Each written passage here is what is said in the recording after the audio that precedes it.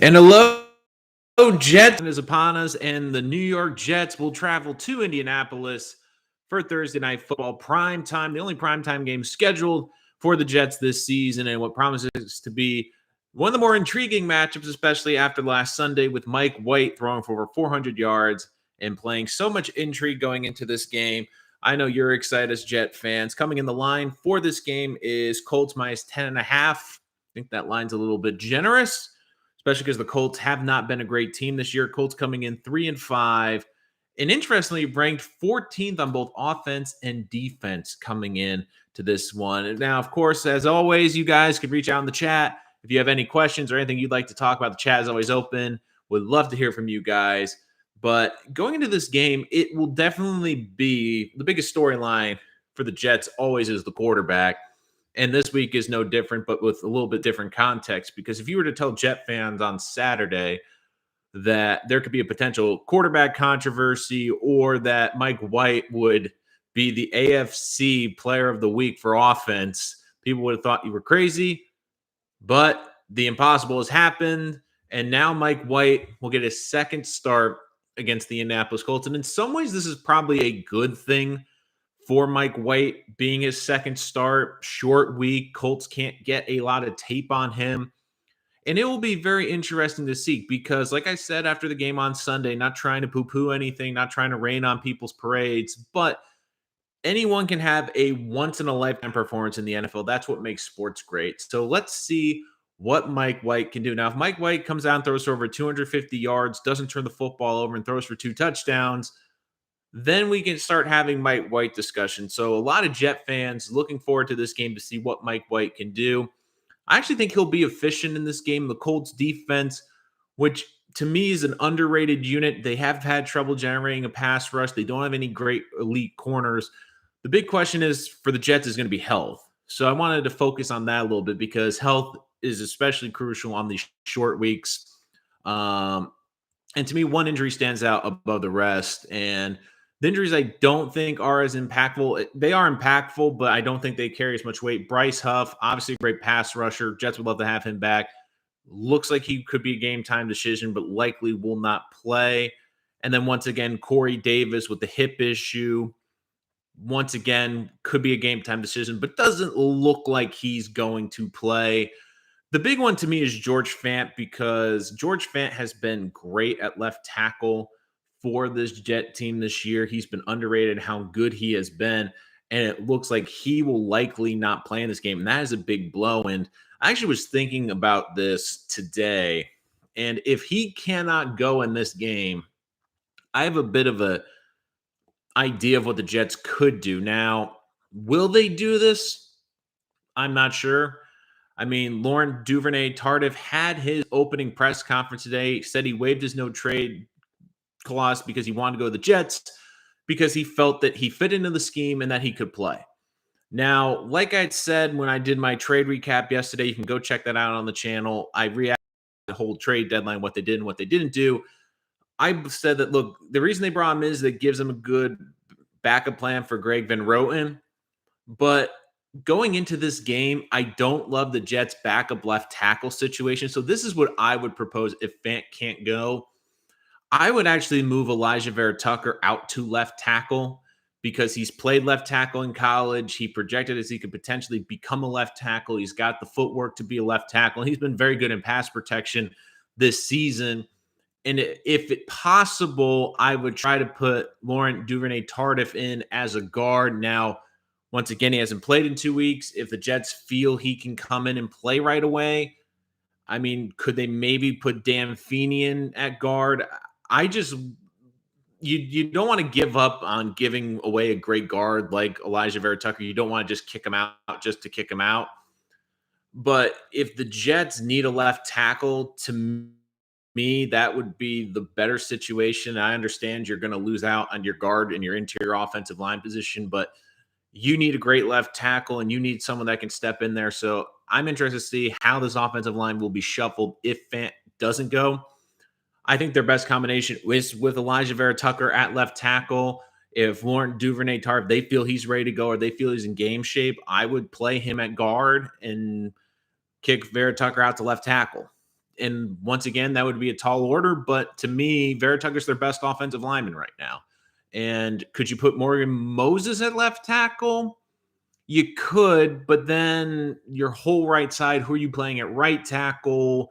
And then you're going to have Greg Van Roden next to an unlikely, like a backup right tackle. That just, to me, looks like a bad situation. So to me, it's going to be come down to, can the Jets get good enough offensive line play and give Mike White time? Because Mike White, I have to give him a lot of credit. He fit this offense very well. He got the ball quick, went through his progressions very quickly, was able to get the ball out in space, get the ball to the playmakers quickly. If he's able to do that, I think that the Jets have a good shot in this game. I think it's going to come down, this is going to be a one-possession game. I really do think that.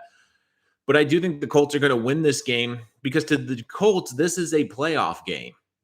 Because think about what has happened to the Colts now in a week, which is they lost to Tennessee. So they lost the tiebreaker over Tennessee. They're 3-5 this year, but Tennessee now has lost Derrick Henry for the entire regular season. This is not a good division. Jacksonville is not coming from behind to catch anyone. The Texans are coming from behind. The Colts, their hardest part of their schedule is over.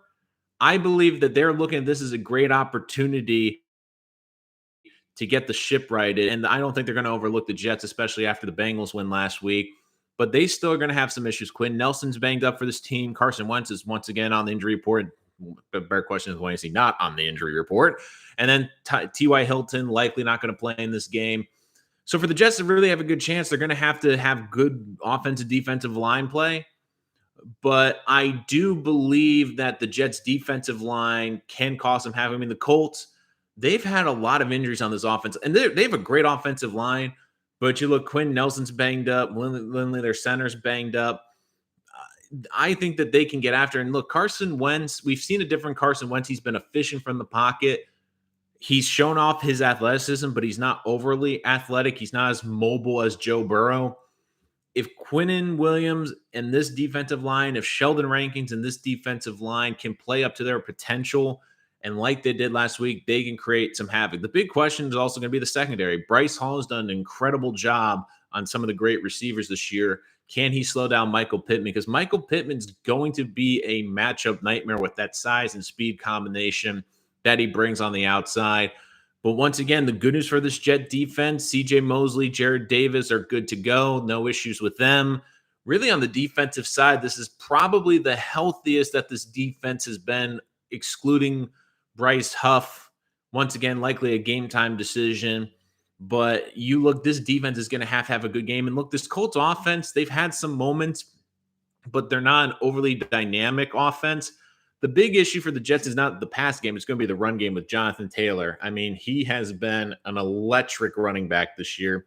And the Jets, it's been funny for the Jets this year, because one of the staples of this team, no matter how bad they've been over the last decade, is they seem to always have one of the top 5 run defenses in the NFL. And they've struggled this year. And I know a lot of it's just changed the personnel. They've changed to a little bit more of an attacking defense. But to me, that's where the Colts are going to try to really get after this Jet team, is run the football, play the time of possession. And if you're the Jets, you also need to play the time of possession, running the football with Michael Carter, but not even just running it, doing what they were doing last week, getting the ball to the running backs on the screen game, on the short passes, on the dump downs, and just getting 4 or 5 yards a clip and moving the football and moving the change. So getting some questions down, Nick Chaplin in the chat. I'm so happy I'm a Jet fan because the Giants are a huge mess with that COVID fiasco, all that losing they do. It's pathetic. Let's go Jets. And yeah, it's amazing. Like, I'll go off a little bit of tangent on the Giants right now. I was going to probably do an episode later this week, but all I keep hearing about is them blowing it up. And it's kind of ironic because to me, the Giants are the new Jets. It's not just the losing. It's because of what they have done in terms of their timetables. The Jets, one of the big reasons the Jets have been futile this last decade, it all went back to Rex Ryan and Mike Tannenbaum. When the Jets made the decision to fire Tannenbaum, but to keep Rex Ryan as the head coach, they began a cycle which wasn't corrected until this season, which was you had a general manager and a head coach both on vastly different timetables. You had a head coach that would either need to win now or was in the rebuild stage, working with a general manager that felt that they were in the rebuild stage or winning now. And you saw that with the Giants these last couple of years, especially with Dave Gettleman, because Gettleman has been the general manager, has done a terrible job as their general manager. But instead of getting rid of him, they've kept him with Joe Judge. And Joe Judge and the Giants had great expectations this year. But to me, Joe Judge was still in the idea that they are building a culture and still rebuilding, where you have a general manager this last offseason that went gung-ho, spent a bunch of money in free agency, went out and got the flashy moves. And now that they're 2-6, he's likely going to get fired. And I am fascinated to see what the Giants end up doing, because it could be very interesting. Do they do what the Jets did? Do they fire the general manager but tell the next general manager to keep the head coach? Do they completely blow it up, and then do they get a new quarterback? I mean, it's just crazy what have happened. Apparently, they play a lot of 21 and 22 personnel thoughts. I believe that right now with the Jets, like the personnel, like the Jets have shown like they don't care really what the personnel is. They're going to play their style of defense. They're going to play their style of offense. They're going to play that type of I give them credit though. They did make the adjustments last week on the offense to incorporate more of the screen and the quick passes. But I mean, the Jets aren't going to rapidly change their personnel. And like one of the comments I kept seeing was the Jets rapidly changed their offense last week. They didn't rapidly change it. They added some new wrinkles, but for the most part, what they did was they just had a quarterback that was completing the easy passes, just moving football down the field, and then was putting them in a situation where they could make plays and go out there and convert on third down and being in good manageable situations. And you saw that last week with Mike White. So I think he did a very good job, and we'll have to see what they do this week, because once again, now game film is out on Mike White. But to me, the big question is, like, did the Colts have enough time to prepare? I'm not really sure about that, but I do think Mike White's going to have a good game. I don't think he's going to have a 400-yard game again, but I could see him putting up like 250 yards, 2 touchdowns, like serviceable numbers that are not going to make you go, wow, like this is one of the performances of the ages. You're going to go, okay, they're solid. Oops, sorry. A little bit of a phone charger problem back there. But no, I do think that in terms of the personnel, the Jets, like they don't necessarily adjust to the personnel. They have what they want to do. But that was a very good question, Brayden. If you have any other ones, put them in the chat. Would love to hear from you. But once again, like I think the line's way too big on this game, coming in -10.5 for the Colts. I think this is going to be a 1-possession game. I think the Jets are going to keep it close. I mean, both teams, it's kind of funny because both teams are coming into this game. Their offensive lines are nicked. Like I said earlier in the show, to me, the big question is, will George Fant play in this game? And if he doesn't, how the Jets adjust the offensive line. Quinn Nelson, questionable for the game for the Colts. They're great left guard or left tackle. They've been moving him around all season. So I'm interested to see how healthy these offensive lines are and can these defensive lines recover. And the Jets also have a little bit of an advantage too, because the Colts played into overtime. They had to play more snaps. They played a longer game. So you wonder if they're going to be a little bit more fatigued on the shorter week. That could be something that could come into play in this game. So I'm interested to see how that plays. Let's see how Mike White performs against the Colts minus the interceptions. And look, even the interceptions last week, they weren't Mike White's fault. I mean, the Carter one was a catchable ball that hit him in the helmet. And then the other one to Crowder that hit off his hands. And like I said in the post game, when nothing drives me nuts, if a receiver knows they're not going to get a good catch on it or have a good chance, push the ball down to the ground. Don't have it pop up into the air, because how many times does it feel like a pop-up interception, whether a D lineman pops it up or a corner pops it up, that it's going to be intercepted? So that basically was the situation last week. And I think he's like, even the interceptions, like against the Patriots, like I was on this too. A lot of the interceptions, I think he was trying to force passes, But don't forget, that's a heck of a spot to be putting against the Patriots defense. Oh my god, like, did you see what they did to Justin Herbert? Like, I know, like, they've embarrassed the Jets quarterback, but Justin Herbert, everyone's looking at him as that he's gonna be a top 5 quarterback in this league. And it just is it's just like they just embarrassed him last week. Will the Jets cover against the Colts? Yeah, I think they're going to cover. That's what I'm saying. I think this is going to be a one possession game. I think the Jets are going to make this competitive because it's a short week. I think that their defensive line is a good matchup against this Colts line. The big question is, can they stop the run? Jonathan Taylor is a very good running back, and can the Jets slow down this really good running game? And to be honest with you, I'm not sure. The Jets have struggled in that department this year, but if they can, I think that they have a good shot in this game. I mean, people are talking about like the Colts. The Colts are a funny team because to me, they should be a lot better than they are right now. I understand that they've had injuries, but to me, like I feel like they're a little bit better. To me, they were going to be better than the Bengals this year. But you look, I mean, we're talking about the Jets. They beat the Bengals and the Titans. I mean, they've beaten two teams that are going to likely be playoff teams. The question is now, can they build momentum? Me as Jet fans, like, I don't feel like the Jet fan, you feel optimism that you can win this game.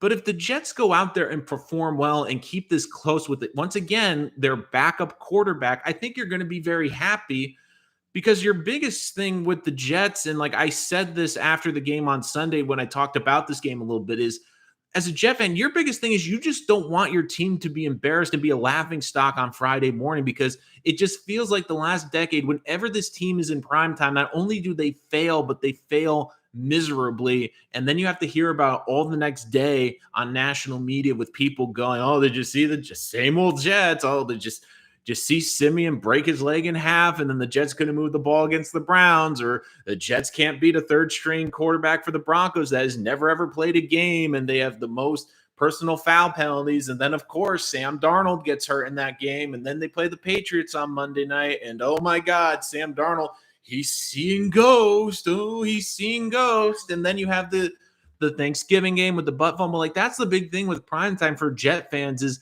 it's not necessarily about winning. It's about not getting embarrassed in front of the nation and then having to deal with it the next day.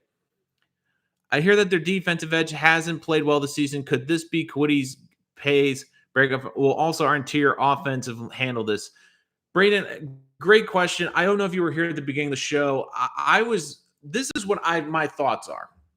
And I'll talk about it a little bit more again. To me, George Fant has been incredibly valuable to this team at left tackle, and he's been really, to me, one of the unsung Jets of this season. He's played great at left tackle. He's gone above and beyond replacing Mekhi Becton. If he cannot go in this game, that is going to be huge. And my proposal is the following, which is I'm of the belief that I want the best players at their best positions, and I know this will sacrifice a little bit of the interior offensive line, but you have to protect the edges. And my thought process was kick Elijah Vera Tucker out to left tackle if George Fant can't go. Because don't move Morgan Moses because he's been fine at right tackle. And if you move him from right tackle, then your whole right side of the offense is going to be backups, basically, because that's what I consider Greg Van Roten. At best, a backup. Now, my big thing is if Laurent Duvernay-Tardif, this is the big if the Jets feel he is in game shape and good to go, I would play him at guard. I'd play Greg Van Roten at the other guard spot, and I'd kick Elijah Vera Tucker out to left tackle. I'd also consider Dan Feeney, I don't think is a great player, but in some ways I would rather see Feeney in a guard and the Jets trying to play around with the two guard positions than have a backup left tackle out there. Because you're right.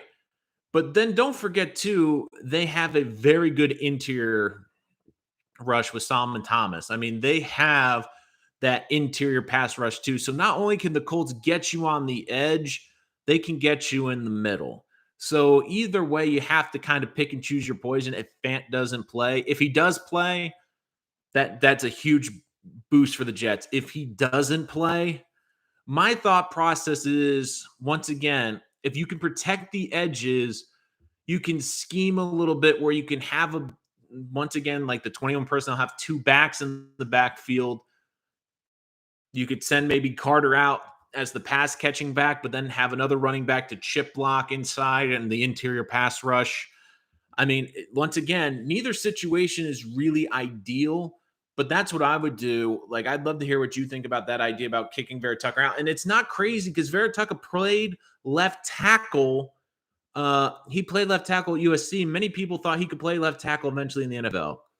When is Becton supposed to come back? Robert Sal actually addressed this week. They said he's still a few weeks away, which isn't shocking. I mean, when you looked at that injury, a lot of people thought he was going to be gone for the season. And it's not just for Becton, it's not just basically recovering, it's getting back into football shape. And the really big question is, and I'm glad you referenced the New York Post article, is was he able to stay in shape? Because it's every time you get an injury, it's hard, but especially when you're a big lineman and you're not able to really do any cardio and you can't really work out and he can't really put a lot of weight on his knee. You wonder, the question is, like, did he gain weight during this layoff? And do the Jets feel like he has to almost go through like a mini boot camp for a week or two to kind of get back to a playing weight? And I don't know if it's laziness about the Jets. I just think that they're a little disappointed because they've invested a high draft pick in Becton. And to me, the feedback is, and we've seen Becton on Twitter basically, pushing it aside that he's going to come back. He's going to be great. But I mean, I've been on this like for a couple weeks now, and I've said like the Jets, like if they have the opportunity to take the left tackle Neal from Alabama in the draft, I would. Because Becton, even if Becton comes back and plays every single snap when he returns, he's still going to have missed over 50% of the snaps this year at left tackle, and you cannot have that as a left tackle. But I just am interested to see, like, can Becton come back? Can he handle his weight? Because there's no question when he's on the field, he's a dominant player. But if he can't stay on the field, it doesn't help the Jets. It doesn't help the Jets if one of your most dominant offensive linemen is out for half the season. So it'll be interesting to see what they do with him. But once again, Nick, Salah said he's probably a couple weeks away. If I had to guess, I would say they're probably targeting week 11 Miami, maybe. I'd love to see what are the coaches bold enough to do it. Maybe if they did, I'd seriously behind the coaches. Very interesting. Are you referring to the Elijah Vera Tucker to left tackle? But then once again, this coaching staff might also be thinking about Elijah Vera Tucker because he's been so great for this team. Do they also feel like if they put him in a position where he might be a little uncomfortable, that could maybe hurt his development? I don't see that. Okay, Brian. Like, I don't see that. And Miramax, McCone's had the same injury and was back in 2 weeks. I'm guessing you're referring to the Becton injury. Well, there's also a big difference too. Mahomes isn't 360 pounds. I mean, that is a big difference when you look at the body type and what you're asking those guys to do. So, but I'm interested to see what the coach is doing. It's, once again, if Fant doesn't play, personally, I would put Vera Tucker out left tackle, but it's also up to this coaching staff. If they feel that that's going to overdo it, or they feel more comfortable with him at left guard, then it'll be interesting because, once again, we talked about the Jets and their offensive line depth, and now really the better position for their depth is their guard and their tackle positions, because with Becton out, Moses, who was the backup, is now in at right tackle. So, like, once again, if Lauren Duvernay-Tardif, if they feel he's good enough to go and he's good enough to play, I would play him at guard and kick Vera Tucker out to the left tackle for this game if Fant cannot go. If he can't go, that's my thought process. And again, it's going to come down to, you're going to see the game plan, get the ball out quick. I don't think you're going to see Mike White hold on to the football. They're going to try to get the ball out with screens. They're going to try to get the ball out quick, slants, outs, just get the ball out to Crowder, get it to Berrios, get it to Moore in space. So I think you're going to see a lot of that. Is Connor McDermott still on the team? He was getting a lot of reps at tackle during the preseason. That is a good question. And I actually was looking into this and I don't really have a great answer. I think a lot of this is going to have to do with the roster shuffle. I believe he's still on the roster, but I just feel like the Jets too. Like once again, we're recording this on Wednesday, so we'll get more news on Thursday. I believe a lot of what is going to happen is going to be based on Fant. If Fant goes, that's going to make it easier. But if he can't go, I just see a situation where basically they move him out. I mean, I guess to me right now, it's Chuma Aduga, who actually played fairly decently in relief last week. Um, if anything, could they maybe, now that I think about it, Aduga wasn't bad. I mean, if they feel more comfortable, they want more of a veteran presence. Do they put Moses at left tackle? But Moses has looked comfortable at right tackle. And do you really want two backups with Aduga and not Vera Tucker, Greg Van Roten on the right side? I just am interested to see. Like, I almost would feel more comfortable a little bit with Adoga on the inside. I know he's a tackle, but if he can play on the inside, it's less. A little bit less responsibility. Nick Chaplin, are you happy that May and Crowder weren't traded at the deadline? Talked about this on my full episode yesterday. Once again, in the video channel, you could check this out. I did a full breakdown, not only what the Jets did at the trade deadline, what they didn't do, the impact of the not doing, but also, interestingly, a trade that didn't happen that greatly benefits the Jets. I promise you're not going to want to miss that. But am I happy that they didn't trade them? I mean, I'm kind of indifferent, to be honest with you, because to me, both of them are not in the long-term future of this organization. But again, I'm just going to keep this brief. I also believe that I would rather have them on the team and just instead of trading them for nothing. If you can get good draft value, sure. If you could have gone a tight end for Marcus May, sure. Maybe, like I was saying, could Marcus May now become an option because his contract is going to be a lot cheaper, and because of the suspension, and because there might not be a big market for him, maybe he can come back. I mean, but once again, I think the Jets are happy with letting him walk, getting a compensation pick down the road. And to me, the biggest reason they kept Jamison Crowder is Joe Douglas, to me, is scarred from the last time the Jets played Indianapolis. What happened in that game? They had practice squad receivers as the number one and two option, and Sam Darnold looked absolutely brutal. I mean, Burnett was one of the receivers in that game. To me, Joe Douglas, that was a moment in his career where I believe he said, look, I'm never going to be in this situation again. And is it a little bit overkill with some of these receivers? And do we, as Jet fans, want to see Denzel Mims getting more playing time? Do we want to see Elijah Moore getting more playing time? Do we get frustrated when we see Crowder getting a lot of reps? Absolutely. But this is the thing. I think that he's looking at the situation going, if I can get good value for Crowder, great.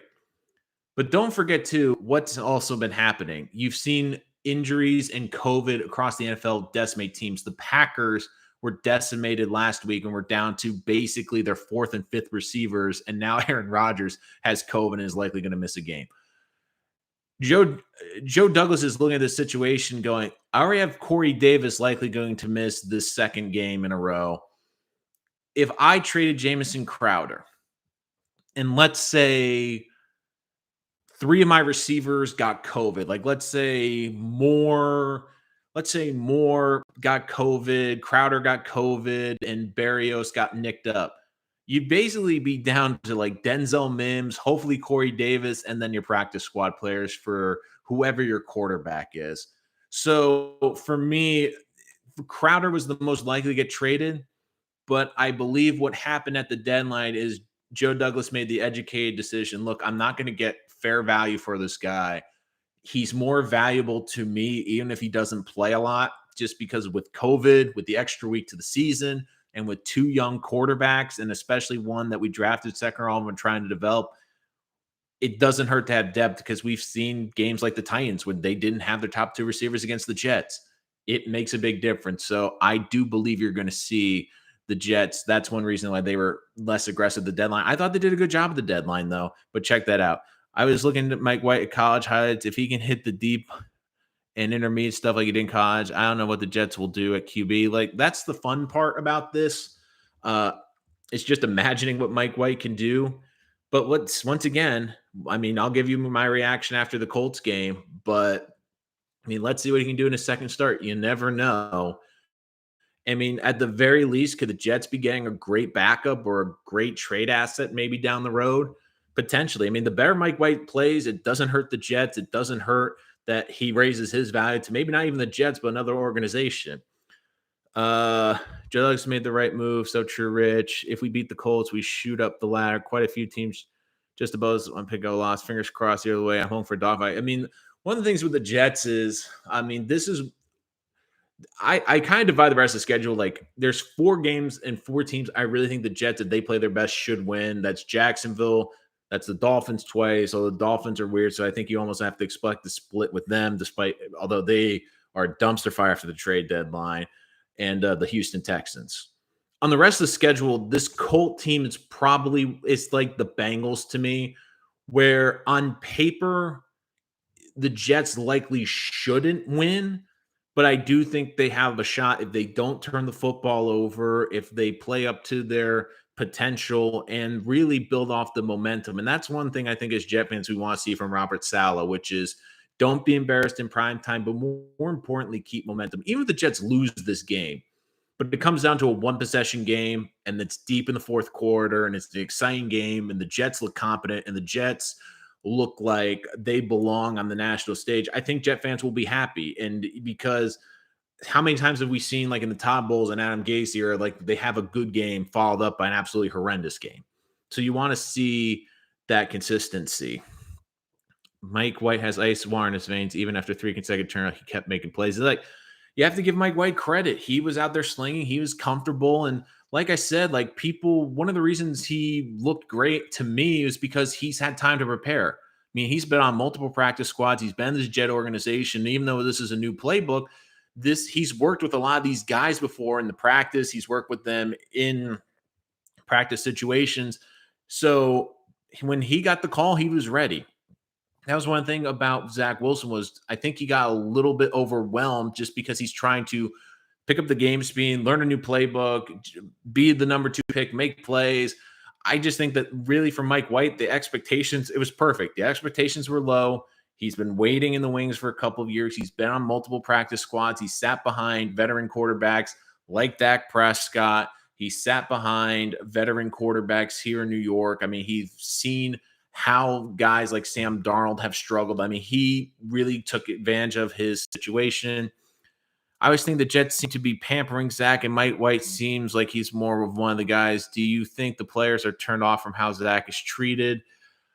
That's an interesting question and actually brings up a very good point because one thing that was very interesting this week during the game and one of the big stories that came out from the game wasn't something that happened on the field, it was on the sideline, which was that the Jets have now brought in Zach Wilson's quarterback coach from college. And during the bye, Zach Wilson said he was going to work with the coach. And the name just escaped me off the top of my head. I know what it is, but it's just escaping me. But they spotted him on the sideline, and Sal was asked about it, and he says he's going to join staff. So basically, in the last 2 weeks, they brought in Joe Flacco and they brought in Zach Wilson's quarterback coach to help him in. I mean, do I think it's a little bit pampering? Yes.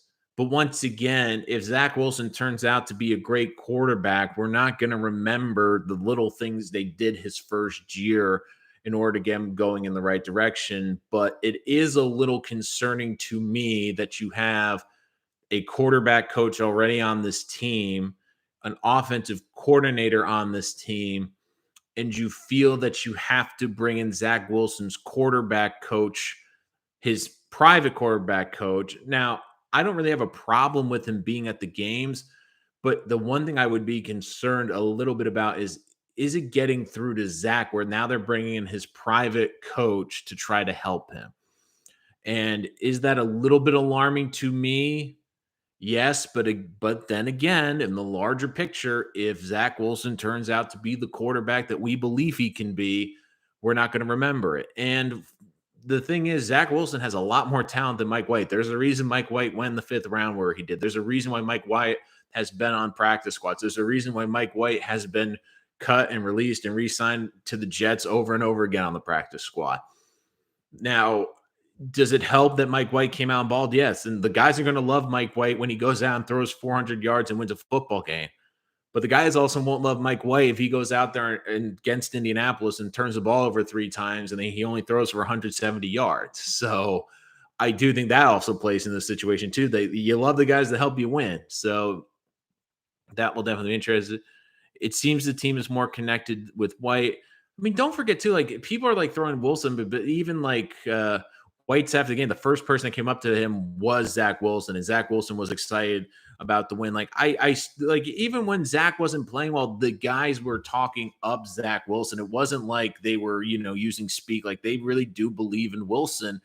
And to me, I just think that they were happy to see a guy that's worked hard in Mike White who got an opportunity and performed with that opportunity. Because a lot of these players, I mean, you have your superstars, but a lot of these guys on this team, they're young guys that had to really earn their opportunity. And it's exciting to see someone else succeed when you get an opportunity. Speaking of turnovers, the Colts are pretty good at that so far. Yeah. The big problem with the secondary has been the turnovers. I mean, think about it. The only guy with an interception this year is Shaq Lawson. I mean, could you imagine if you put money down, like the first Jets interception year is going to be Shaq Lawson? I saw the guy that put the money down on the passing for Mike White this week, who won, I think, $400,000. I mean, that was insane. But I would like to see the turnovers too. But the Jets defense, I mean, they're not predicated on turnovers. They're predicated on getting teams off the field and creating pressure. And to me, like they'll allow the chunk plays. They're not going to allow the big plays down the field. Once again, you have Carson Wentz, and Wentz has been funny because, like, I know everyone's getting on for the turnover last week, but if you've watched him the first 7 weeks before the Tennessee game, he's actually been very efficient. He's actually been the most efficient quarterback in the NFL at not turning the football over. So the question is, was last week an aberration, or is this kind of him reverting back to his old ways? So that should be interesting to see as well. I'm a Zach guy. I also think he grows from this and Mike becomes a good trade asset. That's what I've been saying. It's Snoopy. Like, I believe that the best scenario for the Jets, Mike White plays great. Zach Wilson gets fired up and learns from this experience and learns by watching Mike White. Hey, I don't have to throw the ball 20 yards every time to make a play. And he becomes a quarterback. And like I said, with Mike White, who knows? I mean, we could see a situation where worst case scenario, it proves the Jets have a solid backup for the next couple of years. And with the NFL and with guys nicked up, you need a good backup or you get a good trade asset. Like, what if this happens with Mike White? He plays decent these next 2 weeks, doesn't turn the football over, is okay, but looks more like a game manager, which he actually is. You have 3 good games to tape with him. Could you see a team in the offseason maybe getting the Jets a second or third round pick for him because the quarterback market in the draft is so terrible? And a team says, look, we're not going to lose the farm on a second or third round pick and a 27-year-old quarterback with some upside where we don't love anyone in this draft. That could be a situation too. I mean, you never know.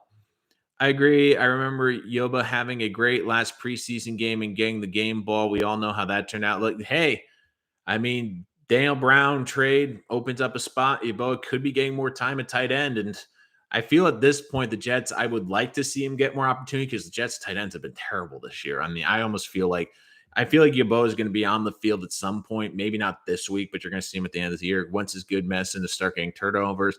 Once again, though, he's been efficient this year. Like last week was a bit of an outlier for how he's performed this week. Is he reverting back to his old self? Maybe, but once again, this Jet defense, in order to create sometimes turnovers, you need to be aggressive and take chances. And I'm not saying this Jet defense doesn't take chances, but where they take their chances is in their pass rush and in their blitzes. They're not going to allow the big play down the field. Robert Saleh doesn't want teams going down the field and scoring 60-yard touchdowns or 50-yard touchdowns over the top. I mean, sometimes to get these turnovers, you have to be overly aggressive. And to me, with the secondary, they're not asking their corners to do that. Now, once again, could Ashton Davis or could Marcus May step into one? Absolutely. But it's also going to come down to, can the Jets put Carson Wentz in third and long situations, allow the pass rush to get to him? And to do that, they're going to have to slow down Jonathan Taylor, who has been one of the most effective backs in football. And it's amazing to me because we all talk about Derrick Henry. We all talk about some of these bigger running backs, but Jonathan Taylor, to me, he's been one of the top 3 running backs this year. The consistency, his ability to catch out of the backfield and the explosive plays. I mean, they have a committee there. I mean, he's not getting 25 touches, but he's still getting like 100 yards a game. He is a great weapon out there. But if a ball hits you in the face mask, you got to catch it. If these guys wear gloves for a reason, catch the ball. And yeah, someone should tell that to Jamal Adams and in Seattle. I mean, you can't catch it with the helmet. Wentz is not the problem in Indy. I agree. Like, it's been a lot more the injuries in the offensive line. Can you see a scenario where Zach and Mike get starting time? No, you can. There has never been a situation in the history of the NFL where quarterback committee has worked. The interesting thing is Mike White plays well these next 3 games. It's going to be hard to send a message to that locker room that you're going back to Wilson, but eventually Wilson's going to get his opportunity. And you don't take a guy second overall unless Mike White plays an insane level the rest of the season. And look, I know Jets fans are excited, and we just saw one of the best quarterback performances of the last 20 years, and I completely get that. But realistically, the best version of Mike White is likely a solid game manager that doesn't turn the football over and can move the football, but he's not going to be a dynamic playmaker or lead your offense. I mean, he might be like a Ryan Fitzpatrick in the sense of you might get one of these games out of the blue where he's just unstoppable, like this game against the Bengals, but then he reverts to what he is, and it's more of just like a solid quarterback, but not a great quarterback. But I mean, Braden, like, I've never seen a situation like that in the NFL, and I mean, it just doesn't work. And I mean, either Mike White's going to continue to play well or he'll go back to being decent. The Jets will give Zach Wilson the opportunity. But in some ways, this is a good thing because, I mean, we lose, and I get it as fans, we lose track of time. But a week ago today, if I were to tell you all this with Mike White, you wouldn't have believed me. And we were debating with last week, and Jet fans were getting upset that Joe Flacco wasn't arriving until Friday. And the thought process, well, why the heck is Mike White starting over Joe Flacco when we've traded for Joe Flacco? So, and then the thought process of the night is like, why did we trade for Joe Flacco if we got Mike White? I mean, it's a situation too, like no one could have foreseen what Mike White did. And for all we know, he could go out and have a terrible game against Indianapolis, and Joe Flacco could be starting against the Bills. But my thing, too, is this has at least afforded the Jets some time where they don't feel they have to rush Wilson back and put him on the field before he's ready. That's my biggest thing. Brady Quinn said basically Zach is looking like a bust, insane when none of the rookie quarterbacks look like Team Karen Cora at this moment. People don't even talk about Lawrence. I agree. Like, to me, Wilson is easy pickings about the struggles because he had the 4 interception game. He's played some great defenses, and he's on a really young team. But, like, what rookie quarterback outside of Mac Jones, and realistically, Mac Jones, I think this is the best you're going to see Mac Jones, which to me is a high-end game manager. But when you have Bill Belichick, when you have a Patriot team that spent $300 million in the offseason, and one of the best defensive coaches and a unit that's at minimum a top 10 defensive unit, but every year more likely a top 5 defensive unit, you can win games like that. The Patriots with Mac Jones and if they continue to have a great defense and those players, look, don't win 10 to 11 games every year. But are they going to go far in the playoffs? Are they going to be able to make a run in the playoffs? I don't think so. I mean, Lawrence, it's crazy because like everyone kills the Jets, but if I was to ask any of these rookie quarterbacks, what seems like the more stable situation right now? The Jets, where they're going to have a ton of cap space and draft capital next season. They're still going to have Robert Saleh. They're still going to have the same offense. They're still going to have the same system. Justin Fields is likely going to have a completely different head coach and have to learn a whole new system next year. Trey Lance is in a weird situation now where the 49ers don't look that great, and all of the allure that was on Shanahan is starting to come off, and it's kind of like, well, wait a minute. Now that we think about it, he's only had 1 winning season, and they made the Super Bowl, and Garoppolo's played better, but if Trey Lance can't really beat up Jimmy Garoppolo, what does that say about Trey Lance? And, I mean, Trevor Lawrence, I mean, we're talking about guys getting killed. He's been getting beaten up in Jacksonville. They have a terrible team. I still don't know how they won in London, but it's just amazing to me because It's just crazy. Quinn would know what a bust. Yeah. I mean, my favorite video ever of Brady Quinn, I don't know if this is still on YouTube, is still him at the NFL draft. I mean, one of the greatest videos in NFL draft history has to be Brady Quinn in the green room, where whole beginning of the night, all you see is his girlfriend basically smothered all over him, kissing him. Oh my God, I'm so happy.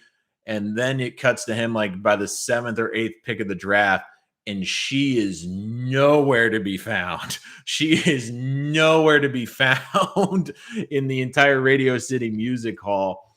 And look, for Wilson, I think a lot of people, it's easy to get on him and say he's a bust. And I keep saying to people, like, look, these quarterbacks need time. I mean, the Jets don't have a good football team. The Jets are still a young football team building. They're still trying to figure stuff out. I mean, I love that Zach Wilson gets grief, but Trevor Lawrence doesn't get grief.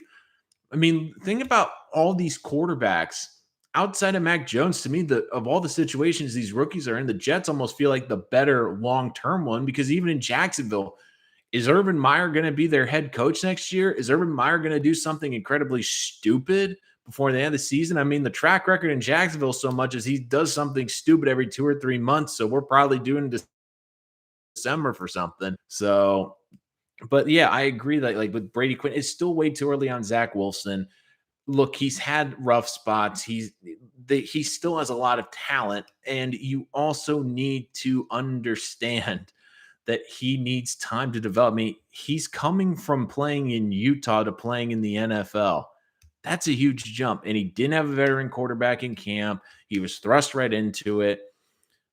I won't count Wilson out. I was one of those idiots who left at Buffalo during the Josh Allen. I've learned. Yeah, like that's the thing. Like, I don't think Josh Allen was a great example because Josh Allen was just a physical freak. And I remember in that draft when it was rumored that the Jets, the two quarterbacks they really loved were Baker and Sam Darnold. My thought process was, if I'm the Jets at 3, I would rather take the shot on Josh Allen, because if you're picking that high, I'd rather take a swing on the guy that's got the higher ceiling and the more talent and the physical talent than the guy that might be safer.